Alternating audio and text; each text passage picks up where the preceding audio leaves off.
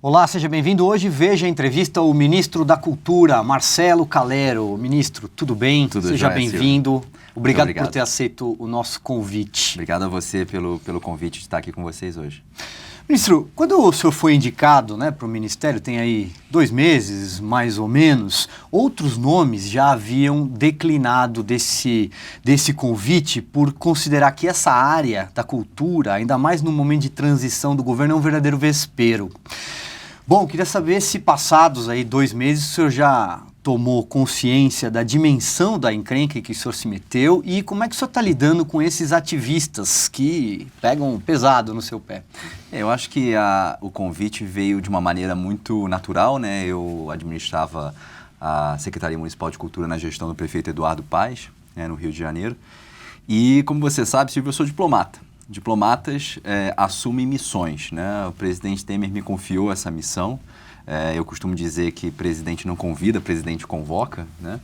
E, nesse sentido, eu me senti absolutamente prestigiado ao ser convocado para a missão de cuidar da cultura.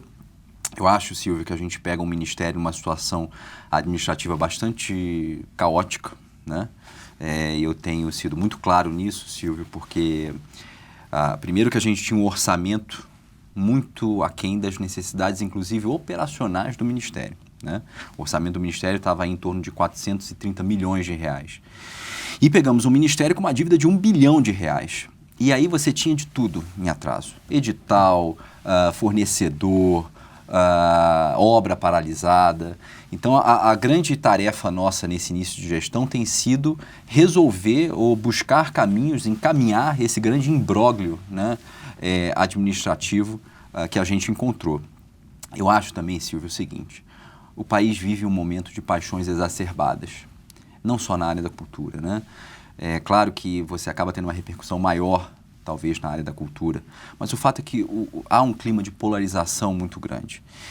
E a instrução do presidente tem sido muito clara, e o caminho, né, que ele tem buscado, no sentido de que a gente possa pacificar o país, né? Foi, inclusive, objeto de um artigo dele há pouco publicado na Folha de São Paulo. Pois é, o senhor já conseguiu conversar com esse pessoal? Eu vou usar o termo ativista, daria para usar outros, porque a cultura é uma das áreas mais politizadas, inclusive ligada a muitos movimentos que têm atacado o senhor. O senhor já conseguiu sentar para conversar com eles? Alguns prédios, por exemplo, estavam invadidos até o final da semana passada, no seu estado, por exemplo, no Rio de Janeiro, né? Isso.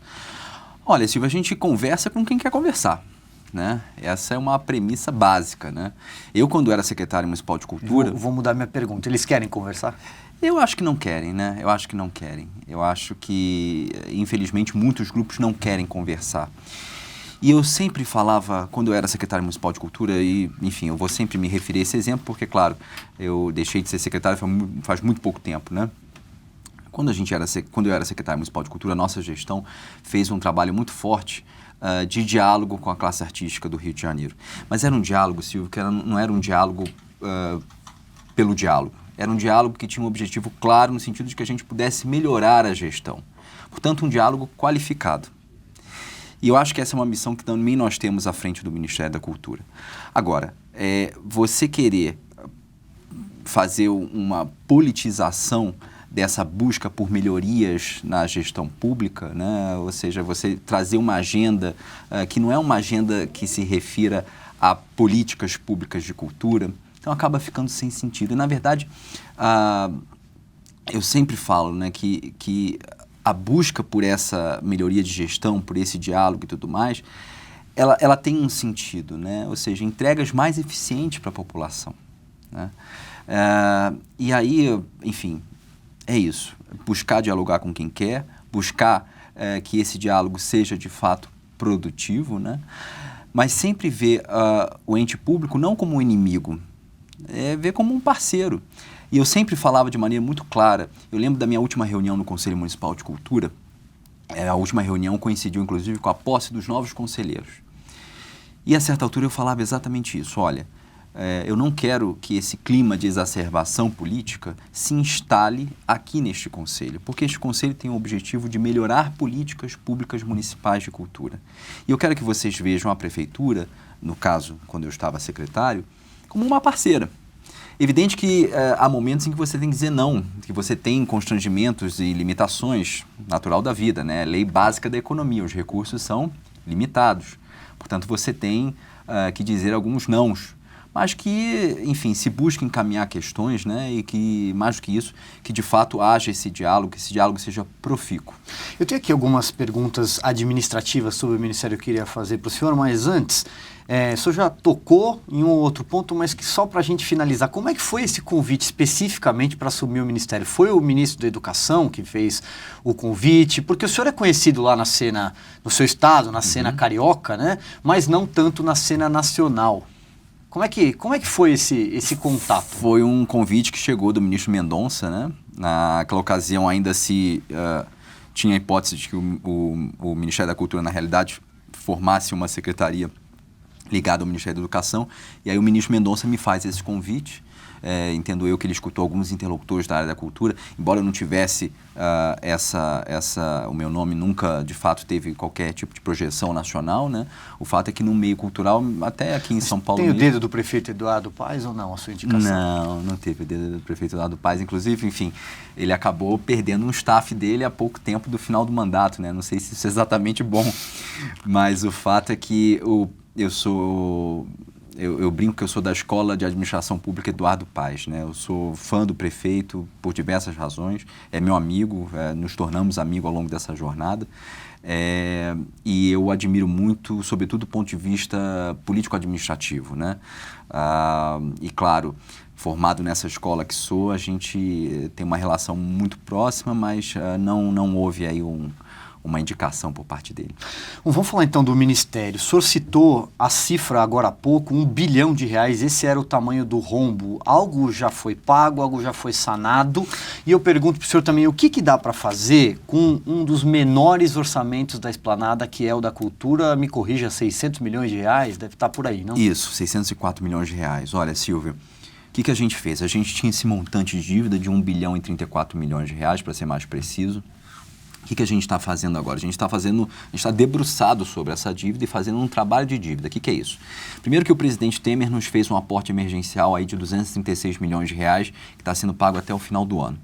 Isso foi imprescindível para que o Ministério continuasse de portas abertas. E aí eu me refiro a museus, centros culturais, enfim, toda essa sorte de equipamentos que nós temos no nosso portfólio, em primeiro lugar.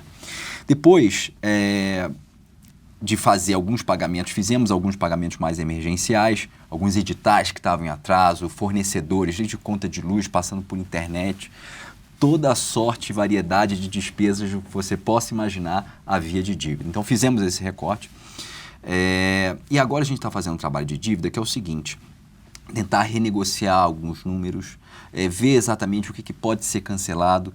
Hoje o panorama que a gente tem é de cerca de 437 milhões de reais ainda desse 1 bilhão para serem pagos até o final do ano. A gente acredita que até o final do ano, e aí, claro, a gente tem que revisitar para ver se os cancelamentos que foram feitos são apropriados ou não. Enfim, o cômputo geral, Silvio, é que no final do ano a gente chegue aí por volta de 250 a 300 milhões de reais de dívida, o que já é muito mais palatável, né? E também a gente tem uma dívida de PAC das cidades históricas. E essa dívida deve chegar ao final do ano em torno de 250 milhões de reais também. Então, quer dizer, a gente chega em esse ano realmente a gente vai usar esse semestre, claro, buscando dar continuidade àquilo que merece ser continuado. Nós temos uma preocupação muito grande em não haver nenhuma interrupção, mas fazer um trabalho muito forte eu chamo de resgate do Ministério. Ontem ainda eu escrevi um artigo no Globo a respeito disso, né? Ou seja, cabe a nós agora reconstruir o Ministério e reconectar o Ministério às demandas da sociedade.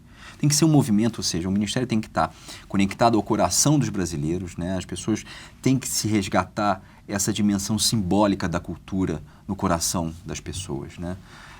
E temos também uma missão muito grande de reorganizar o Ministério, reconstruir o Ministério, né? Você falava do nosso baixo orçamento. Se nós tivermos realmente uma preocupação, um esforço de gestão, a gente consegue fazer muita coisa com o nosso orçamento. O que você não pode é desperdiçar dinheiro ou usá-lo de maneira ineficiente.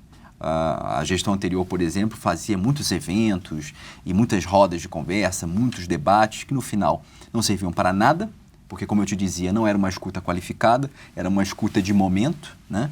E eventos em que se gastava milhões de reais, né? E no final você tinha, por exemplo... Para fazer política? Para fazer política, para reorganizar a base social de apoio ao governo. Por isso que eu sempre insisti nisso, né? O Partido da Cultura é cultura. Né? O presidente Temer nos deu uma instrução muito clara no sentido de que nossas políticas devem servir para a cultura nacional. Em todo, para nós preservarmos, e eu falava isso no artigo de ontem, né? O nosso maior tesouro que é a cultura, mas nunca para um projeto de poder. Né? Nunca para beneficiar aquele ou este partido. Política partidária. Ministro, bom, recentemente a Polícia Federal prendeu 14 pessoas, uma operação que apurava desvio de recursos da chamada Lei Rouanet, uma das principais, se não a principal legislação aí no guarda-chuva do seu ministério. Bom, os investigadores disseram que o Ministério da Cultura falhou ao fiscalizar esses recursos. A Lei Rouanet é uma lei que deixa brechas, ela precisa ser ajustada, aperfeiçoada. Eu já ouvi algumas declarações do senhor. O senhor é um pouco crítico a essa fiscalização. O que precisa ser melhorado na Lei Rouanet? Eu acho o seguinte, especialmente no aspecto da fiscalização. Eu acho que a gente tem que colaborar mais com outras instituições dentro do governo. Né? Nesse momento agora a gente conversa com o Ministério da Justiça, com o Ministério da Transparência. A ideia é que a gente crie um mecanismo em que a gente possa, por incrível que pareça, isso não acontecia ainda, mas um mecanismo pelo qual a gente possa compartilhar informações, né, dos vários cadastros que há, para que a gente entenda melhor se está sendo usado por um esquema criminoso ou não.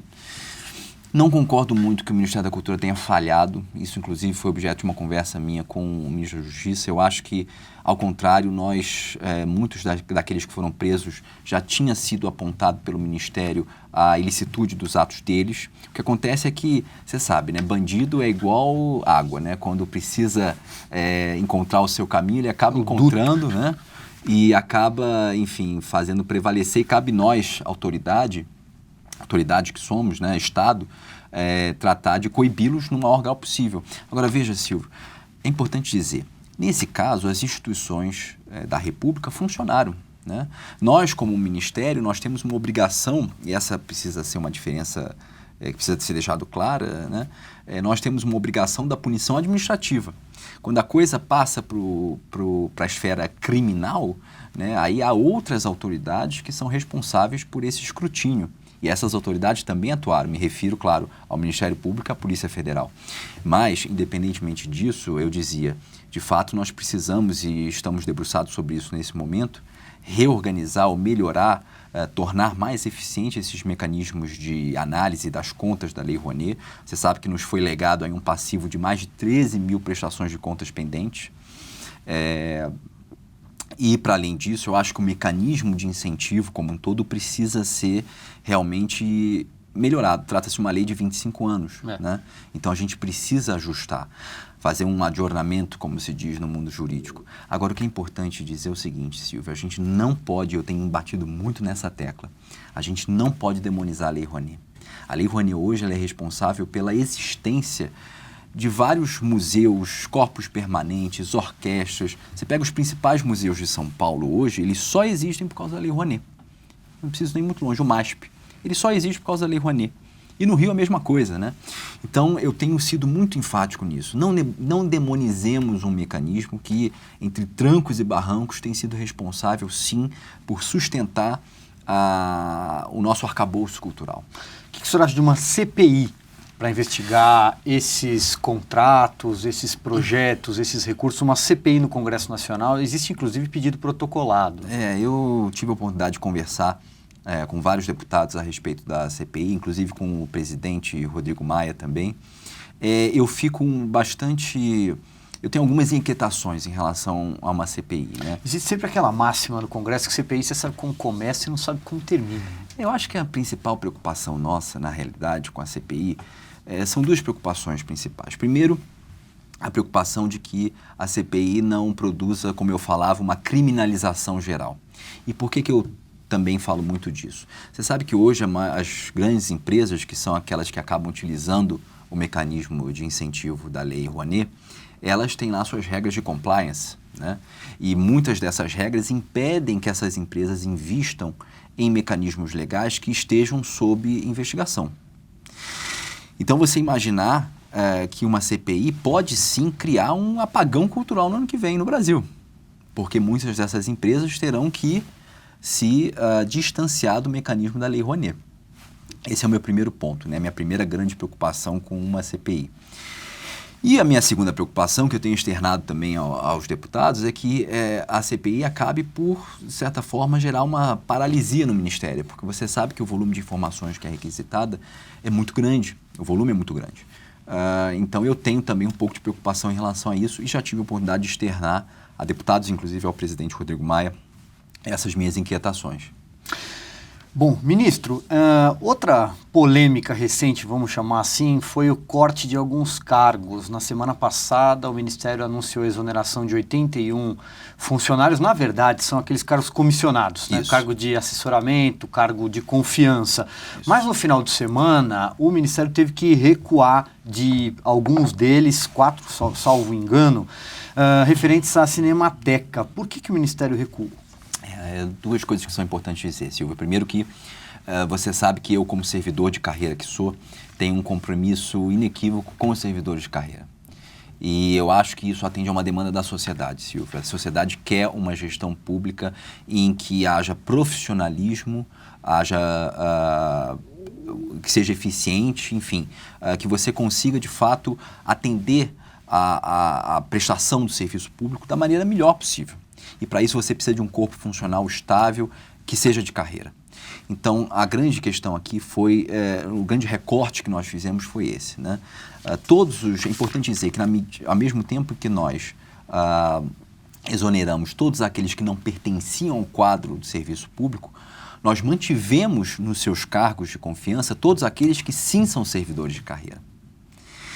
Então, veja, porque as pessoas sempre olham o copo a metade vazia, né? Mas, na verdade, nós fizemos essa opção muito clara, que veio por instrução, inclusive, da Casa Civil. Nós temos que, profissionalizar cada vez mais o serviço público, porque só assim ele vai se tornar mais eficiente da maneira que a sociedade quer.